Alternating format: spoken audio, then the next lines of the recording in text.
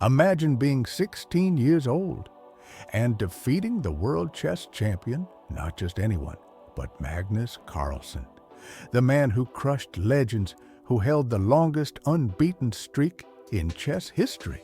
You beat him, and then you vanish. No world championship, no rematch, no drama, just silence. This isn't fiction. It happened, and today I'm telling you that story. In 2020, Magnus Carlsen was at the top of the world. He hadn't lost a classical game in 125 matches, a world record. He was the reigning world champion in classical rapid and blitz, and with over a decade of dominance, he had crushed nearly every major rival. Anand, Caruana, Aronian, Nakamura. Magnus wasn't just a champion, and he was a monster. Precise, cold, emotionless, like a machine, squeezing every drop of life out of a position. But the world was about to change, and so was chess. In 2020, the world went into lockdown. People were stuck at home, no over-the-board tournaments. But chess exploded online. Twitch, YouTube, chess.com, Le Caisse. The game was reborn for a new generation, and that's when the young wolves showed up. Teenagers from India, Uzbekistan, Iran. Kids who grew up with stockfish, databases, and blitz.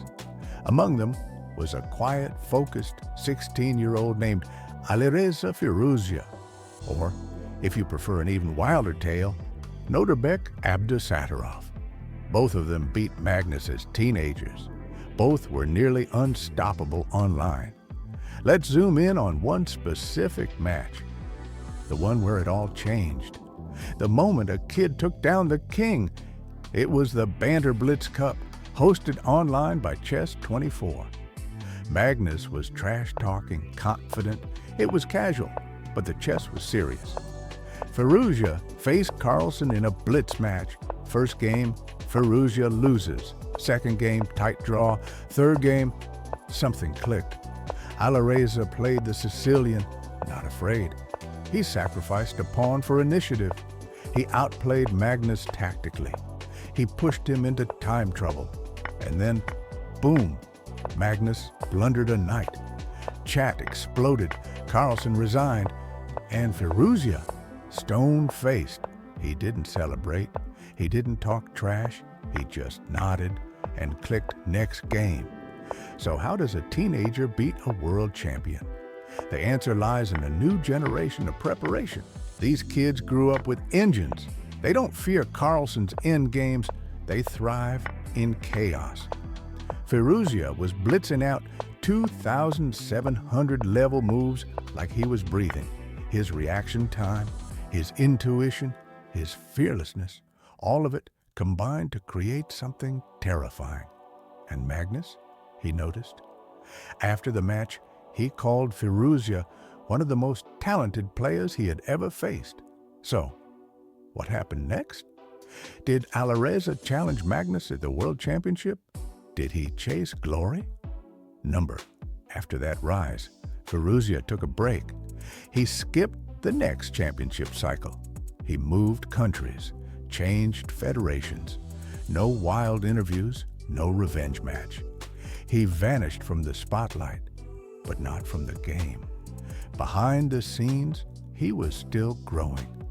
Carlsen would go on to defend his title one more time, then walk away from it. Firouzja is now over 2,800. Nodirbek Abdusattorov became world rapid champion at 17. A new era is here, and Magnus knows it. He's no longer the invincible king, just a legend fighting to stay on top. The young generation, they're not waiting. They're coming for the throne. That one game didn't break Magnus, but it did show the world something we hadn't seen in years, that even the best can bleed, and that sometimes the scariest players aren't the ones who win. They're the ones who win and vanish. If you enjoyed this story, subscribe right now. because the next episode is about the coldest move ever played at a world championship. You won't believe what happened. Thanks for watching.